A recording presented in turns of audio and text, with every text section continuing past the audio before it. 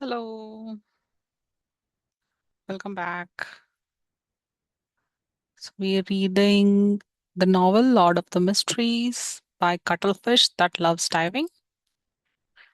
Last time we read up to chapters 49, I think, 47, 48, 49.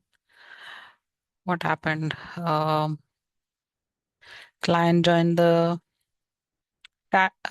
divination club. Sorry, he joined the divination club, met Vincent, I think. Yeah. So let's continue with chapter 49, Divination Art. As a seer who had just stepped through the gates of mysticism, Klein did not dare to claim he knew much. However, he was certain he knew more than ordinary people.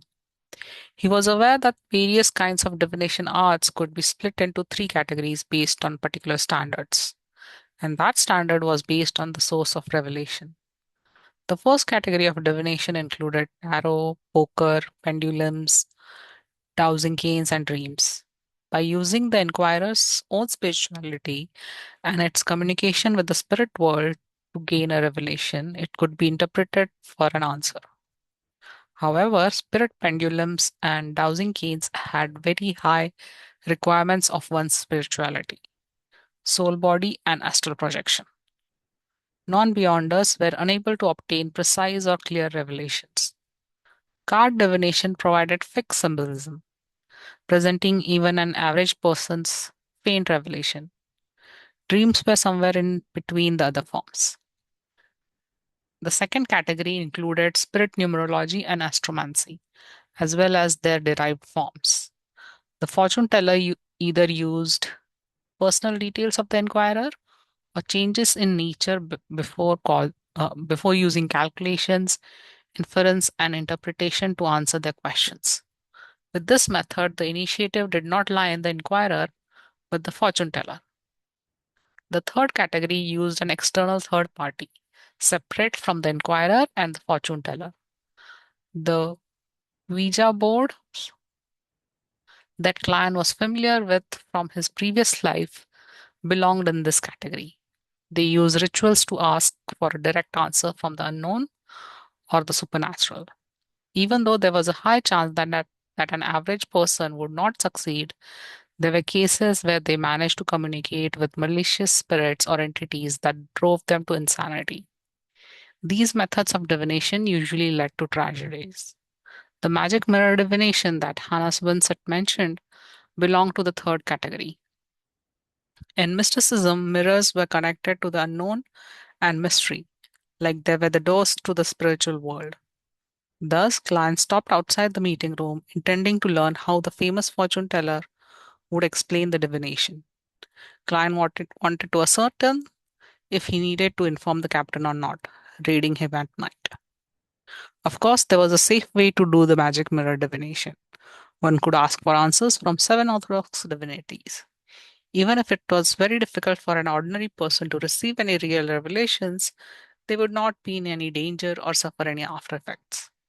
The magic mirror divinations that were strictly controlled by the Nighthawks and the mandated punishers were those that asked evil gods or mysterious existences for help. Furthermore, the fortune tellers couldn't randomly fabricate things. Some phrases or qualities that had the potential to invite the attention of unknown entities. In the world where powers of beyonders exist, such divination would often lead to tragedy. Klein even suspected that the original clan, Welch and Naya, had committed such a forbidden divination by following the instructions of the Antigonus family's diary. At that moment, Hanas also explained the principle behind the magic mirror divination and described the actual process. First, you choose a suitable time and date according to the divinity you believe in.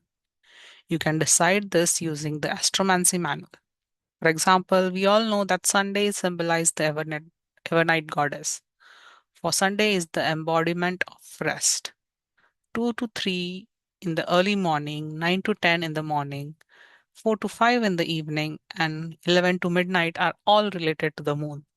Thus, they are controlled by the evernight goddess. The fortune tellers that pray to the overnight goddess can use magic mirror divination during these times on a Sunday. Quite a good foundation. Client nodded slightly while using the half closed door to the meeting room to conceal himself. It had to be said that with the seven major churches keeping each other in check, some mysticism knowledge had indeed leaked. For example, many of the meanings behind the symbolism could be found in the astromancy manual. However, without the potions or beyonder powers, ordinary people were unable to maintain the desired effects. Second, we must scrutinize the mirror carefully. It must be a mirror coated with silver. You place the mirror at the position representing the moon. Hanas demonstrated with a prop in his hand. No, what he needs now is a spirit dowsing. First, choose a position and recite the phrase. This place is suitable for magic mirror divination 7 times in your head, then see which direction the pendulum turns. Clockwise for true and counterclockwise for false. Of course, if you are asking for answers from malicious supernatural entity, the position would not matter. Rather, it would depend on whether the entity is interested in answering your questions. Client silently corrected him. At this point, he felt like a teacher listening in on a lesson. Hannes Vincent could not hear Client's mental musings as he described the preparation in great detail in a normal tone. When the members finished taking notes, he continued explaining, after showering, confirm that you have drawn all your curtains and locked your doors. After that, light up a candle and place it in front of the mirror before sincerely praying to the divinity you believe in. Try to keep your questions simple, as there's no need for fanciful embellishments. After praying 7 times, pick up your mirror and gently toss it to the ground. Make sure to be gentle. Remember, the way it shattered, as that is a revelation from the gods. I'll tell you the main symbolisms in a second. This is a orthodox magic mirror divination. Clan heaved a sigh of relief as he walked into the meeting room and sat back down in his previous seat. He finished the rest of his Southwell coffee in one gulp. So-called orthodox divination meant that it was possible to obtain revelation, but it was impossible to truly interpret it. And for beyonders who reached this step, they could look straight into the mirror to obtain the clear information if they received a response. As there were many potential symbolism after the shattering, Hannah thought for a long while. He was not even done when Edward Steve returned to the room after finishing his fortune telling. Client did not ask what Edward did for his fortune telling or what method did he use, since it was an unspoken rule amongst the fortune tellers. While acting as a seer, he naturally had to abide by it strictly unless the other party mentioned it. I discovered that many a time our interpretation is too vague, as though it's meeting different requests, allowing different people to find a description for themselves from the interpretation. Edward drank a mouthful of Sibe black tea and said with a soft sigh. For example, those that encountered adversities and calamities will eventually see the light of hope. But no one knows when the light of hope will come. For example, a journey might not be very smooth sailing, but you will definitely alive, arrive alive. The dead will not retort me. As he did not listen from the beginning, he ignored Hannes's magic mirror divination class. Survival bias, added Klein with a smile. Survival bias generally meant that a lot of statistics would only include those who were alive and lucky. The data would ignore the dead. Therefore, the results would be clearly biased. Right. Emperor Roselle was really a philosopher, marveled Edward. Speechless, raised his empty cup and pretended to take a sip. The members were fully immersed in the study of horoscope and magic mirror divination in the entire afternoon. Occasionally, they would also discuss with Edward and Klein. Then, and when that happened, Klein would try his best to meet his duty as an informal member of the Nighthawks. He would try hard to steer the topic away from anything related to beyonders or dangerous ideas. However, he failed at the thing he wanted to do the most. A few inquirers came, but none of them picked him to do their fortune telling. Perhaps I have to be more proactive in entertaining them. Should I use phrases like you are plagued with bad luck, you have been unlucky recently, or nothing you do will happen smoothly? No, that's nothing like a seer. With this in mind, client could not help but shake his head in self-deprecation. He picked up his cane, stood up, and left after bidding everyone farewell. At 5:30, Edward Steve put on his coat and was prepared to walk out the divination club when he suddenly saw a familiar figure. Good afternoon, Glacis. Long time no see, he greeted with a smile. He saw his friend with similar interest as him wear his usual formal suit with a black bow tie. In front of his chest hung a monocle. Immediately following that, he noticed that his friend did not look well. Even his soft blonde hair looked dry. Good afternoon, Edward. Glacis, with his hat in hand, suddenly used his fist to cover his mouth as he coughed a few times. Edward asked out of concern, you seem to be ill. A very serious illness. It even turned into pneumonia. If it wasn't for my wife who met an impressive apothecary and gave me a magical medicine, you would have probably had to visit me at the cemetery. Glace's tone was filled with lingering fear and joy. Lord, I can't believe it. You were so healthy previously. Look at you. You look so frail now. I remember when I did a divination on you, there were no signs that indicated that you would get a serious illness. Edward waved his cane and said with an astonished sigh, my own divination had the same result as yours. Perhaps we are not qualified fortune tellers. Besides, Glacis suddenly recalled the happenings on Monday as his expression turned abnormally serious. At that moment, the beautiful lady Angelica came over and bowed with a pleasant smile. After exchanging greetings, she first showed concern for Glacis's health and provided some suggestions.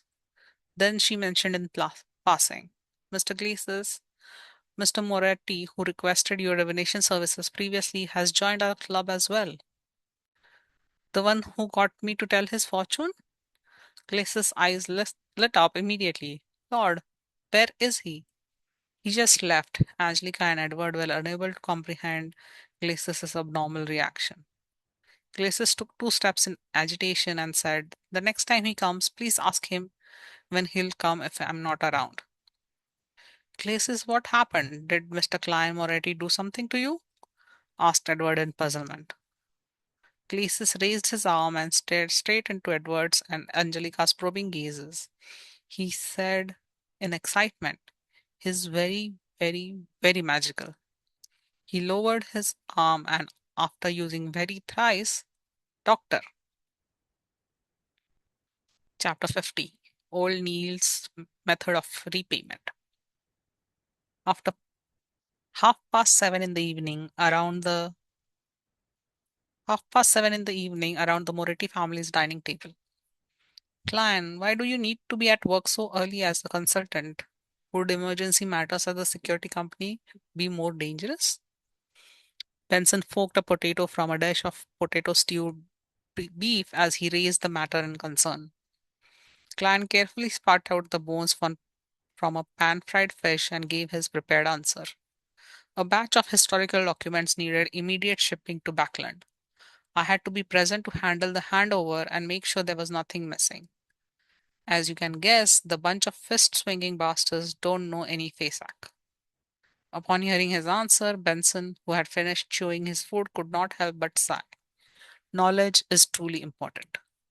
Making use of this opportunity, client took out the remaining £5 note and handed it to Benson. This is my additional payment I received today. It's time you get some decent clothes too.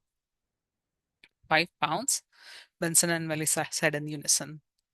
Benson took the note and looked at it repeatedly. He said in both shock and doubt, "This security company sure is generous."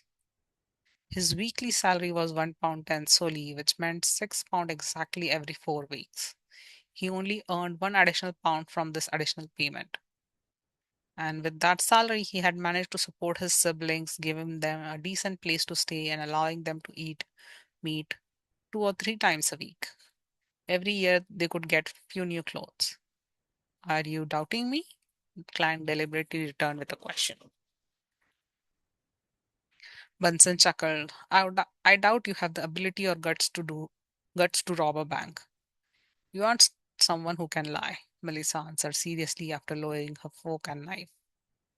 I am now someone used to lying. Klein immediately felt a little ashamed. Although it was a result of circumstances of his reality, his sister's belief in him left him melancholic. It was relatively urgent and important today. I also played a crucial role, which is the reason for the £5, Klein explained. In a way, what he said was the truth. As for the £5 that he would be reimbursed with, the one he would use to join the divination club, he planned on concealing it. Firstly, he brought £5 home again, he would truly scare his siblings, making them suspect he was doing something illegal. Secondly, he had to save to buy additional materials to practice, being a seer and grasp more mysticism knowledge. Benson bit off a mouthful of wheat bread in satisfaction and thought for more than 10 seconds. The work I'm at doesn't need any decent clothes. Well, to be precise, the clothes at home are sufficient. Without waiting for client to persuade him, he suggested, with this additional income, we could truly have savings. I plan on buying a few books on accountancy and studying. Client Melissa, I do not wish that my weekly salary remain below £2 in 5 years. As you know, my boss and manager have shit for brains. Their mouth stinks the moment they open them. Excellent idea, agreed Klein. He also took the opportunity to steer the conversation. Why don't you read some of the grammar books in my room? To be truly dignified and to earn a handsome pay, some that's something rather critical. Perhaps in the times to come, the civil servant examination will appear in Law and Kingdom. Preparing ahead of time would give him the advantage. Benson's eyes lit up when he heard that. I have indeed forgotten about that. Here, let's toast to a beautiful future. He did not drink rye beer. Instead, he poured clear oyster soup into 3 cups and clinked his cup with his siblings. After drinking the clear soup, he looked at his sister who was wrestling with a pan fried fish. He chuckled and said, aside from Benson's books, I think Melissa needs a new dress too. Melissa looked up and shook her head insistently. No, I think it's best to save it up. Client finished the sentence for her. Yeah, Melissa nodded in agreement. In fact, if you do not seek the best fabrics and the newest designs, it would not be too expensive.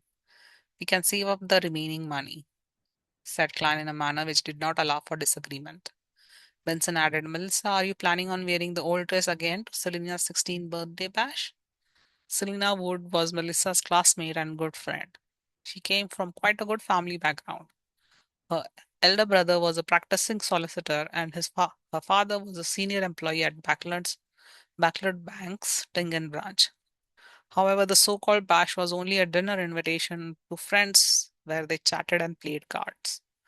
All right, Melissa lowered her head and mumbled a response. Then she ruthlessly forked her piece of stewed beef. After a short silence, she suddenly recalled something and looked up abruptly. Mrs. Short from next door got her maidservant to send a calling card over.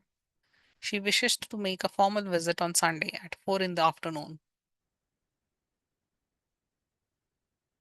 She wants to get to know her new neighbors. Mrs. Short? Klein looked up at siblings, confounded. Benson rapped the side of his table with his fingers and appeared to be thinking. Mrs. Short from 4 Daffodil Street? I met her husband before. He's a senior solicitor. Senior solicitor? Perhaps he knows Selena's brother, said Melissa with some hints of delight. We are at 2 Daffodil Street, Klein nodded slightly. It's imperative that we get to know our neighbors, but as you know, I still have to be at the company on Sunday. I only have time off on Monday. Please pass my apologies, to Mrs. Shaw. With that said, he suddenly recalled that the neighbors of his former life were when he was young, as well as the neighbors in the apartment from Ironcross Street.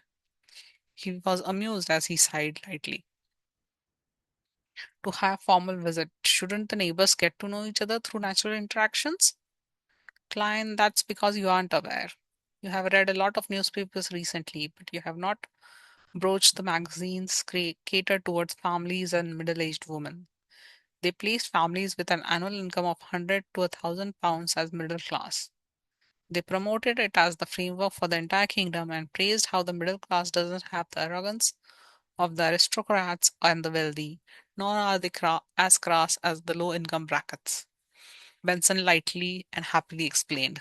These magazines impart many simplified ceremonies which the aristocrats practice in their interactions. As such, it becomes a target of the middle class. Thus, this results in differences between intimate calls, semi formal calls, and formal calls. As he spoke, he shook his head and chuckled. Typically, gentlemen, madams, and ladies who view themselves as this class will be very particular about the details. They'll visit their neighbors and friends from 2 to 6 in the afternoon.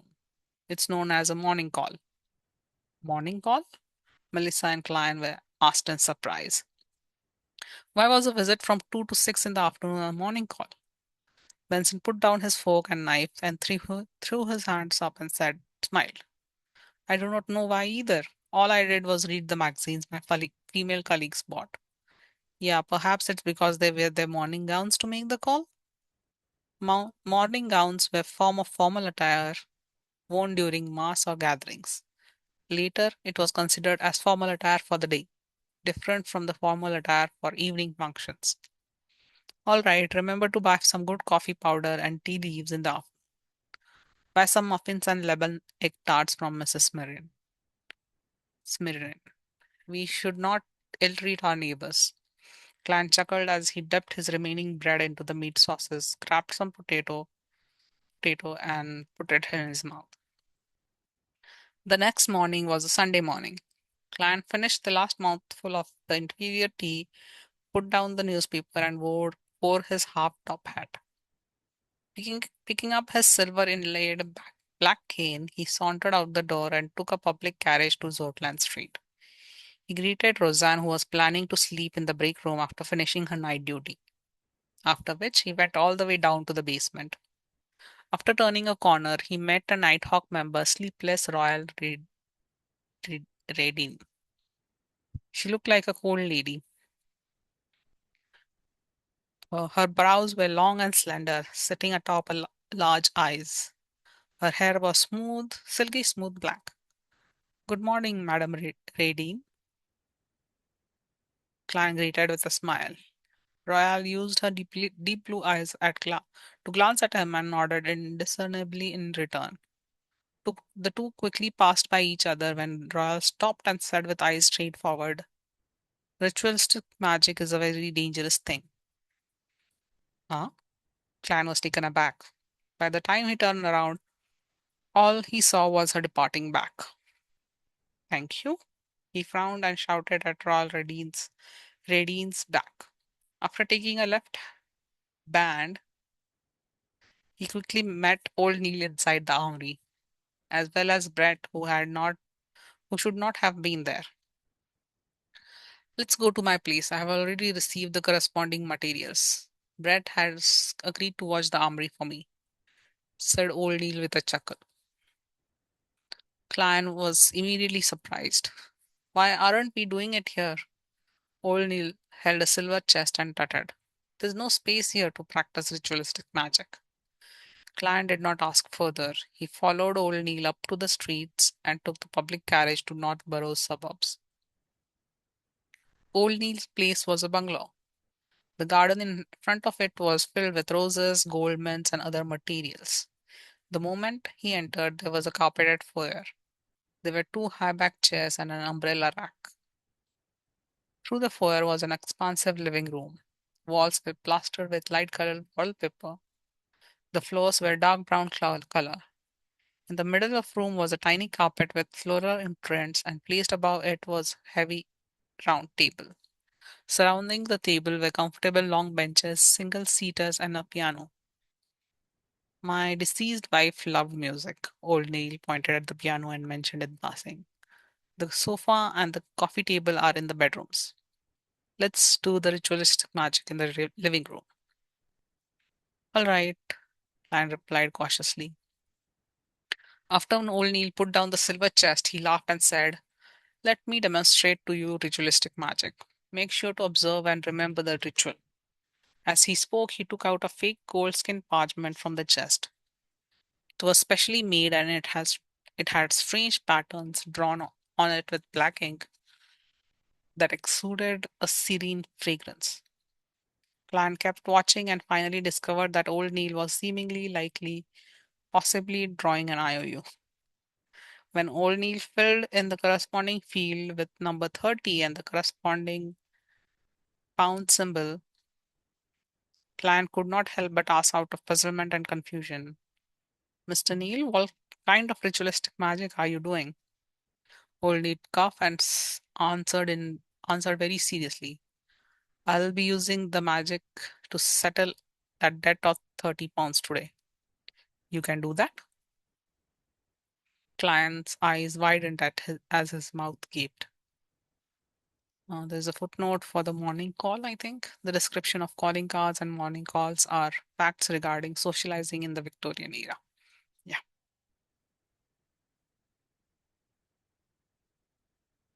Chapter 51: The Grounded Ritualistic Magic. Using magic to settle an IOU? Is he trying to curse his debtor to death or create counterfeit notes? I might have not have a solution to the problem, but I can finish you instead. All sorts of thoughts appeared in Clan's mind as he looked at old Neil oddly. He seriously considered the possibility of calling the cops. No, of informing the Nighthawks. Old Neil shot him a glance and said, peeved, "I can see ignorance, foolishness, and the weak and shameless disbelief in your eyes. Didn't Dunn tell you the maxim of the mysteries priors? Do as you wish, but do no harm." Although this maxim originated from the secret and evil Moses ascetic order organization, beyonders who chose the path of Moses' ascetic order had proven that it's right through their own experience. As long as one strictly abides to it, shows the needed fear and reverence, the risk of losing control will be minimized. The contrary has similarly been established. Your suspicion towards me is an insult to Mr. Pius. Sorry, client did not hesitate to apologize. He had indeed forgotten that Dunsmith had once mentioned the maxim. Old Neil was not truly angry. In a blink of an eye, he chuckled. A pity. Very few beyond us choose to be seers. There's no corresponding maxim to help you. But I have Emperor Rosel's diaries. Yes, strictly abiding to the maxim has a hint of acting. Client suddenly came to this thought as he nodded as if in deep thought. Old Neil did not continue. He removed the vases and other items from the round table and placed them in a corner. Immediately following that, he took out a crimson red and black candle from the silver chest. He explained, if ordinary people attempt ritualistic magic, they have to follow the results from astromancy or read corresponding manuals. They have to choose suitable dates and times. For example, uh, the day representing the goddess, period when she rules over the moon. But for our beyonders, especially beyonders good in this domain, there's no need for that. Our acute spiritual perception and the potent astral projections are key. Of course, if you're not confident about the ritualistic magic you are attempting, it's best to choose a suitable date and time. It can increase the probability of success. All right, this is based on a premise. Carefully remember to abide strictly by the rules. Remember carefully to abide strictly by the rules. Old Neil placed two candles and turned to the side and looked at Klein, saying very solemnly, "Low sequence beyond us are not strong enough. Almost all ritualistic magic that they perform are the seeking of external powers and help. Therefore, you can only consider orthodox divinities like the goddess or the lord of storms. Absolutely, absolutely do not attempt to communicate with the unknown or the unpredictable existences, even if people believe in them or the promises recorded are filled with enticements. Believe me, do not take any chances. As long as you attempt once, you'll go down in a slippery slope into the abyss with no return. Any work or resistance, you'll only slow it down with no way to change the trajectory. I'll remember, client said in a deep voice. However, he felt a little afraid. My luck enhancement ritual has apparently sought the power of an unknown, unpredictable existence. Furthermore, I have gained powers capable of pulling people into the fog that even a senior beyonder like the hanged man finds unbelievable. Well, I think he is a senior beyonder. Thankfully, I haven't gone mad or have any signs of losing control. While worrying about this, he proactively changed the subject. So, Nighthawks should seek the help of the goddess? No one will stop you if you pray to the Lord of Storms. However, we are unable to tell from our ritualistic magic whether he replies with malicious intent or not. The outcome will be distorted in unpredictable ways. Old Neil successfully made Clan give up the idea in a joking manner. There was no so called best, only necessary. After his extortion, exhort, After his exhortations, Old Neil picked up a crimson red candle and said, by using candles made of moonflowers and dark red sandalwood, it will represent goddess's identity as the Lady of Crimson in the ritualistic magic. He pointed to the black candles and said, Candles made of candles made of night vanilla and flowers represent the night. As he spoke, he placed the black candle on the top left end of the round table with the red candle was placed while the red candle was placed on the top right end. Why do we symbolize the goddess with only two candles? She is also the mother of concealment, empress of misfortune and horror, and the mistress of repose and silence. Old Neil chuckled. That's right. This is something I wished you asked. Before their fall, the Moses ascetic order had a very good relationship with the church. Their beliefs and results on the ritualistic magic have heavily influenced us. They believe all objects are numeric. Every number has a spirituality and a ritualistic magic. And in ritualistic magic, zero represents unknown or chaos. It is symbol in the state it symbolizes the state of universe before it was born. One represents the beginning, the first creator. Two represents the world and various divinities that were produced from his body. Three represents contact between divinities and material objects to create all things. Here, using two candles represents the goddess, while the third candle is for you. Which two candles and which two symbols have depend on the intended effects of the ritualistic magic. Three begets all things. All things stem from three. Klein could not help but recall certain things from his previous life. Seeing Klein listen attentively, old Neil took a third candle and said, This is the candle representing me. It is a very ordinary candle which has only a bit of mint added. Take note that plants like roses, lemons, mint, moonflower, night vanilla, flower are beloved and cherished by the goddess. Viewing it from another angle, the three candles represents the bodies, the spirituality, and the godhood of every person. After finishing his description, old Neil placed the third candle in the middle of the round table. He then took out a bottle of concoct He then took out a bottle of concocted full moon essence oil, a huge cauldron engraved with a dark sacred emblem, a silver knife with gorgeous patterns, a cup of water, and a saucer of coarse salt. To beyonders who are not that good at ritualistic magic, there is a need for bells, crystal balls, silver cups, incense, and other supplementary items. However, mystery priors and seers have no need for that. These artificial artifacts are already sufficient. Old Neil placed the fake goat skin parchment with the IOU just below the cauldron and used a special quill to hold down one corner. He turned to Klein and said, "Ritualistic magic needs a clean spiritual environment where you will not be disturbed, and that requires us to create it. The steps are first to enter cognition. Focus your mind and with supplementary items draw out your strength and construct it around us. For example, Ray Beaver's house had used holy night powder while I'm using a ritual silver dagger. Throughout the process, Throughout the entire process, we have to go according to the outcome we desire to confirm the symbolism and corresponding incantations. The incantations are best done in Hermes because ancient Hermes stems from nature. It's akin to ancient Dragonese and ancient Elvish. The effects are very direct, lacking the necessary concealment and protection. It easily causes the caster to fall into danger. This is also why it has been modified. However, it's more effective. All right, I have to focus on the ritualistic magic. I won't explain things to you any further. Pay attention by watching and listening. Remember any problems and ask me when everything is done. All right, Clan took 2 steps back and trained his eyes on Old Neil. Old Neil's eyes rapidly darkened as invisible wind around him spun. He was silent for a moment, going from left to right and then up to down, using his sight to cause friction and consecutively light up 3 candles.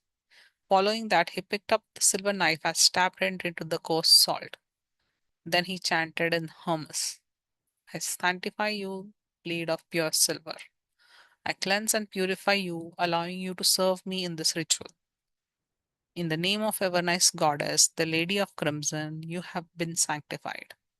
After a short but powerful syllable, old Neil drew the silver knife and inserted it into the cup of clear water. Then he raised it and pointed to the space beyond the round table. He aimed the blade tip in the periphery and took a step forward, circling the round table. Every few steps, every step he took made Clan feel an invisible energy spew out of the silver knife. It was filled with spirituality as it connected with the air, forming a completely sealed wall. After walking one round, the altar was completely isolated from its surroundings. Old Neil stood in front of the round table and put the silver knife down. He picked up the bottle of full moon essence oil and dripped 3 drops on the black, dark red, and ordinary candles. Sizzle. A thin mist emanated as everything seemed to become veiled in mystery. Old Neil put down the glass bottle and looked at the fake goatskin parchment silently for 2 minutes. Then he picked up the quill and drew a mark he controlled, a square that framed all content, indicating that he was in control of the debt. Following that, he drew a cross. He drew another cross, indicating that it was cancelled. Upon reaching this step, he picked up the parchment with one hand and tapped his glabella with the other to activate his spirit vision. Another invisible and exuberant energy bloomed as old Neil whispered a chant. "I pray for the power of the dark night. I pray for the power of crimson. I pray for the goddess's loving grace. Please provide me the funds to pay this IOU. Night vanilla, an herb that belongs to the red moon. Please bestow your powers to my incantation. Moonflower, a herb that belongs to the red moon. Please bestow your powers to my incantation." Klein was completely flabbergasted listening to the side. All sorts of thoughts rose in him. Such an incantation can work? Although it was recited from written Hermes, isn't this way too simple and down to earth? Wouldn't the goddess be angry and multiply the death severalfold? At that moment, the candlelight lit up suddenly. After old Neil finished his incantation, he closed his eyes for 2 minutes. He picked up the full moon essence oil and dripped 1 drop on each of the 3 candles.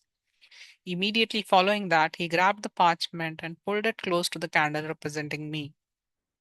When it ignited, he immediately threw it into the cauldron. cauldron.